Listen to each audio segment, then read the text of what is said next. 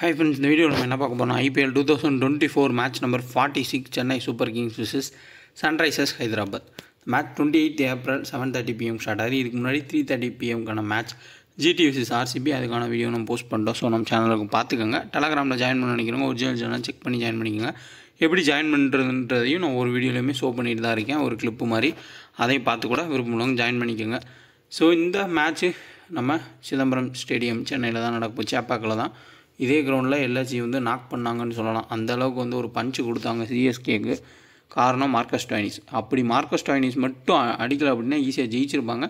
தொடர்ந்து எல்லா மேட்சும் தோற்று போகிற டீம் சிஎஸ்கே கிடையாது. இப்போ எஸ்ஆர்ஹெச்சுக்கு ஒரு வீக்னஸை மோஸ்ட்லி கண்டுபிடிச்சாச்சு. ஃபஸ்ட் பேட் பண்ணால் மட்டும்தான் அவங்க அடிக்கிறாங்க, செகண்ட் பேட் பண்ணால் அடிக்க மாட்டாங்க. சிஎஸ்கேக்கு எதிராக மட்டும் அவங்க சேசிங்கில் அடிச்சிருக்காங்க. பட் இருந்தாலும் சேசிங்கில் எப்படி அவங்கள ஸ்டாப் பண்ணுறதுன்ற ஒரு லாஜிக் எல்லாத்துக்குமே தெரிஞ்சிருக்கும். ப்ளஸ் எஸ்ஆர்ஹெச்சோட டாப் ஆர்டர் ஸ்பின்னர்ஸுக்கு கஷ்டப்படுறதுக்கான வாய்ப்புகள் இருக்கும். லாஸ்ட் மேட்சே ஸ்டீவன் ஃப்ளெமிங் வந்து என்ன சொல்லியிருந்தாங்கன்னா, எங்களுக்கு ஸ்பின் விக்கெட் கிடச்சா நல்லா இருக்கும்னு. ஸோ ஹோம் கிரவுண்ட் அட்வான்டேஜை சிஎஸ்கே பயன்படுத்துவாங்க. ஃபஸ்ட் பேட் பண்ணுறதுக்கான சான்ஸ் அதிகம். அப்போ ஸ்பின் விக்கெட்டை யூஸ் பண்ணலாம். அப்படி இல்லை செகண்ட் பவுல் பண்ணுறப்போ டியூ இருக்குது அப்படின்ற கான்செப்ட் வந்தால் சிஎஸ்கே பவுலிங் கூட ஃபஸ்ட்டு எடுக்கலாம். பவுலிங் எடுத்துகிட்டு ஸ்பின்னை வச்சே ஃபுல்லாகவே முடிக்கிறதுக்கும் வாய்ப்புகள் இருக்கும். எந்த மூவ் பண்ணுறாங்கன்னு தெரியல. ஏன்னா ஃபஸ்ட்டு பவுல் பண்ணால் ஃபஸ்ட்டு பேட்டிங் பண்ணுற எஸ்ஆர்ஹெச் பயங்கரமாக அடிக்கிறாங்க. இதே செகண்ட் பவுல் பண்ணலான்னா இந்த கிரவுண்டில் டியூ இருக்குது. ஸோ எப்படின்றத ஆன் டைமில் டாஸில் முடிவு பண்ணுவாங்க. But overall head to head venue stats எல்லாமே நம்ம டீட்டெயிலாக பார்க்கலாம். ஒர்க் ஆகிறதுக்கான வாய்ப்புகள் ரொம்ப ரொம்ப அதிகம்.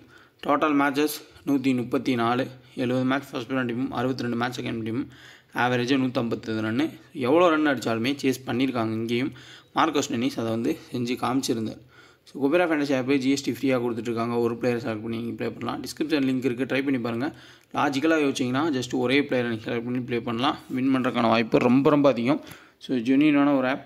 ஒரு பிளேயர் செலக்ட் பண்ணி ப்ளே பண்ணுறத ஆரம்பித்ததே இவங்க தான். ஸோ அதனால் மறுபடியும் ஜிஎஸ்டி ஃப்ரீ கொடுத்துருக்கனால அதை வந்து பயன்படுத்திக்கோங்க. ப்ளே பண்ணுறவங்க ரெகுலராக ப்ளே பண்ணுங்கள்.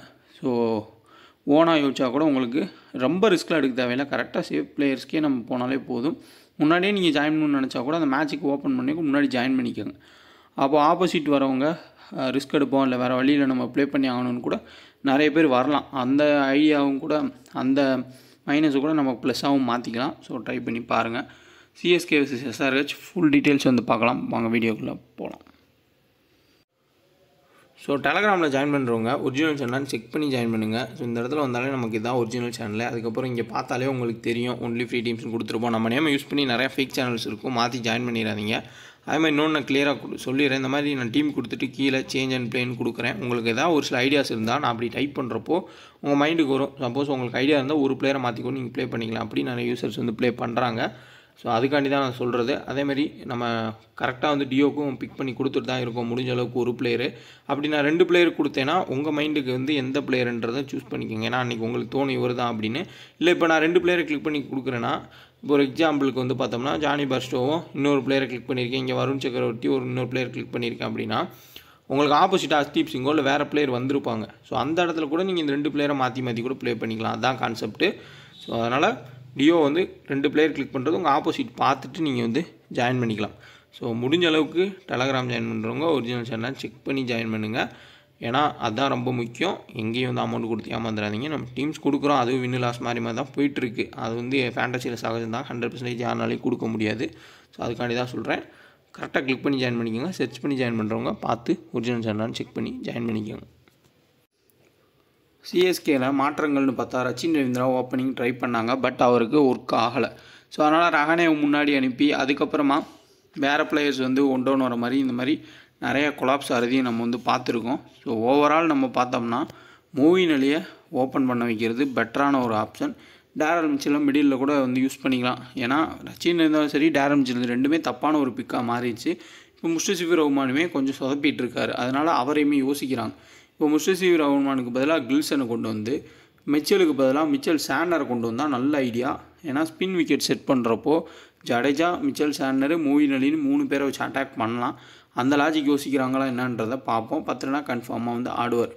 எம்எஸ் நீங்கள் ரிஸ்க் எடுக்கிறவங்க first or second, high risk எடுக்கிறவங்க ட்ரை பண்ணுங்கள். ஏதாவது ஒரு சில டீமில் ஜிஎல்ல. மற்றபடி பார்த்தோம்னா பிக் பண்ணுறது ரிஸ்க் தான். ஏன்னா பேட்டிங் சான்ஸ் கிடைக்கிறது கஷ்டம். டாப்பில் நின்றுட்டாங்கன்னா அதுவும் ஒரு 2-3 பால் தான் கிடைக்கிது. ஏர்லி விக்கெட்ஸ் போகுன்ற கான்செப்ட் போட்டால் நீங்கள் பிக் பண்ணிக்கலாம் ஃபஸ்ட் ஆர் செகண்ட். ஒரு சில டீம்ஸில் சொல்கிறேன். 10 run first or second important பிக்கு.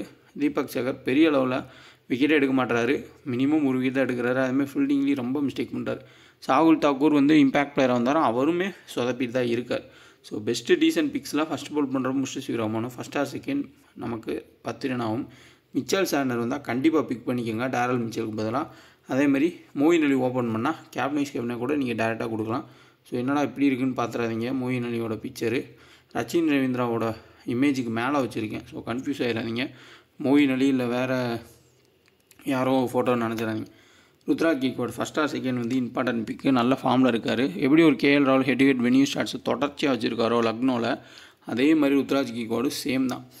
கிளிக் ஆச்சு அப்படின்னா பெரிய ரன்ஸ் போனால் கிட்டத்தட்ட அவரே ஒன் சைடு எடுத்துகிட்டு போகும் வாய்ப்புகள்ன்றது இருக்கும். ஒரு பெஸ்ட்டு கேப்டன் சாய்ஸ். பட் ஆனால் ருத்ராஜ்கிட்ட ஒரு பாயிண்ட்டும் இருக்குது. கேஎல் ராகுல் எப்படி செகண்ட் பேட் பண்ணுறப்போ நல்ல பெர்ஃபார்மன்ஸ் பண்ணுறாரு, ஃபஸ்ட் பேட் பண்ணுறப்போ அப்பப்போ பெர்ஃபார்மன்ஸ் பண்ணுறாரோ, அதேமாரி ருத்ராஜ் கேக்வாட் ஃபஸ்ட்டு பேட் பண்ணுறப்போ ரொம்ப அருமையாக ஆடிருக்காரு. சேசிங்கில் கொஞ்சம் கஷ்டப்பட்டதையும் நம்ம வந்து பார்த்துருக்கோம். ஸோ இந்த மேட்சோட key Ravindra Jadeja no doubt கேப்டனாக கொடுத்துக்கோங்க. ஹெட் ஸ்டார்ட்ஸ் வென்யூ ஸ்டார்ட்ஸ் போராக இருந்தாலுமே ஒரு கீ பிளேயர் பேட்டிங் டாப்பில் இறக்கி விட்றாங்க. அதேமாதிரி பவுலிங் 4 overs கம்ப்ளீட் பண்ணுறதுனால இம்பார்ட்டண்டான ஒரு பிக்கு நம்ம டேரெக்டாக கேப்டன்ஸ்க்கு கொடுக்கலாம். சிவம் டூபே ஸ்பின்னர்ஸ்னாலே ஹிட் பண்ணுவார். இந்த விக்கெட்டுமே ஸ்பின் விக்கெட்டை தான் செட் பண்ண போகிறாங்க. மிச்சல் சாண்டர் போல் டேரல் மிச்சல் வந்தாலும் அவரும் ஒரு டீசென்ட் பிக்கு தான். ஏன்னா அவர் ஸ்பின்னர்ஸ் நல்லாவே ஆடுவார்.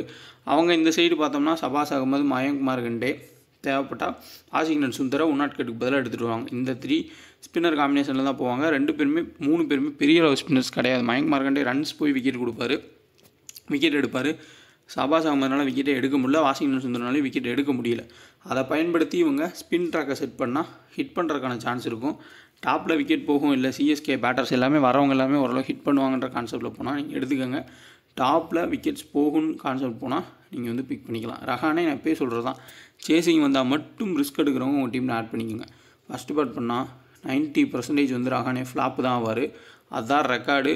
கண்டிப்பாக ஃப்ளாப் தான் ஆகிட்டுருக்காரு. அவரோட இனிஷியல் இப்போலாம் வந்து ரஹானே இனிஷியலாக வந்து பேட்டிங் ஓப்பனிங் வந்தார் இந்த மேட்ச் அப்படின்னா புவனேஸ்வர் குமார் ஸ்விங் பண்ணுவார். அதில் மாற்றக்கான வாய்ப்புகள் இருக்கும். ரொம்ப கஷ்டம்.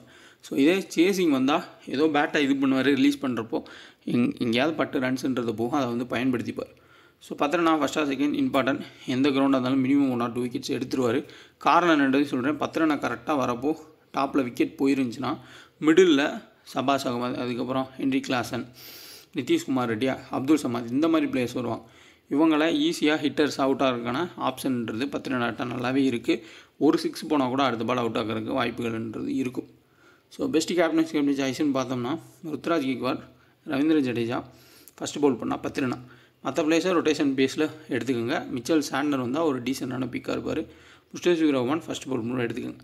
தேஷ்பாண்டே, தீபக் சகர் மினிமம் ஒரு விக்கெட் அதுக்கு மேலே எடுக்கிறதுன்றது கஷ்டம்தான். சேம் இந்த சைடு பார்த்தோம்னா லெஃப்ட் ஹேண்டர்ஸில் டாப் 2 லெஃப்ட் ஹேண்டர். அப்போ இனிஷியல் ஓவர்ஸ் வந்து மோயின் அலியை வச்சு ஸ்டார்ட் பண்ணுறதுக்கு வாய்ப்புகள் ரொம்ப அதிகமாக இருக்கும். ஆஃப் ஸ்பின்னுக்கு அவுட் ஆகிருக்கிற டிரைவர்ஸ் கட்டும் அபிஷேக் சர்மா அவுட் ஆகிறதுக்கான சான்ஸ் வந்து இருக்கும்.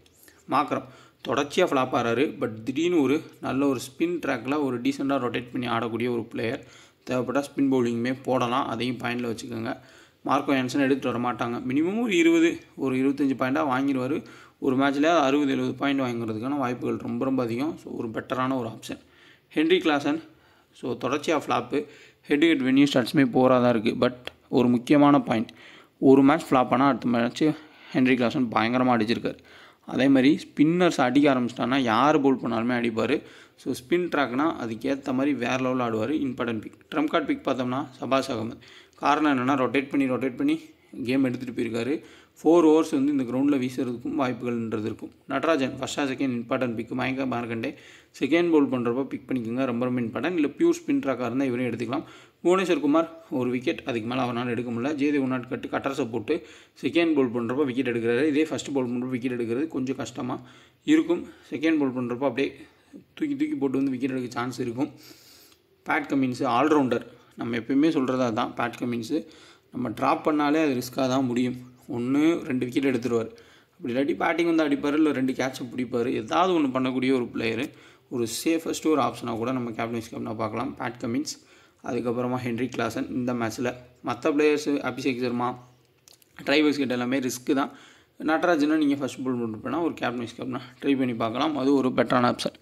ஹை ரிஸ்க்கான ட்ரம் கார்டு பிக்ஸ்ன்னு பார்த்தோம்னா சபாஸ் அகமதை ஒரு ஹை ரிஸ்க்காக ட்ரம் கார்டாக இங்கே வந்து பார்க்கலாம். நிதிஷ்குமார் ரெட்டி இந்த கிரவுண்டில் அந்தளவுக்கு சூட்டபுளாக இருக்க மாட்டார். மாக்கரம் ஓரளவுக்கு டீசனான ஒரு ஆப்ஷன்.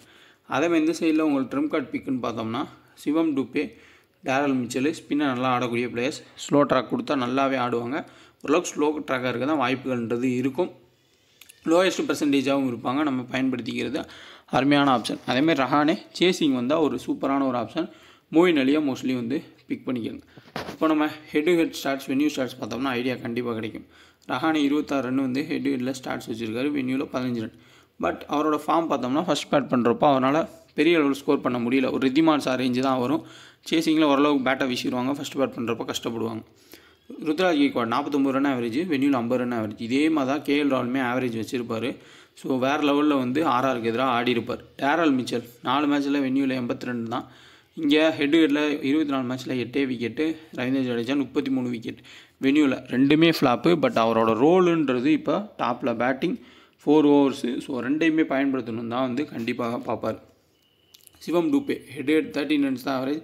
இது பழைய டூபே, பட் வேறு லெவல் பிளேயரு.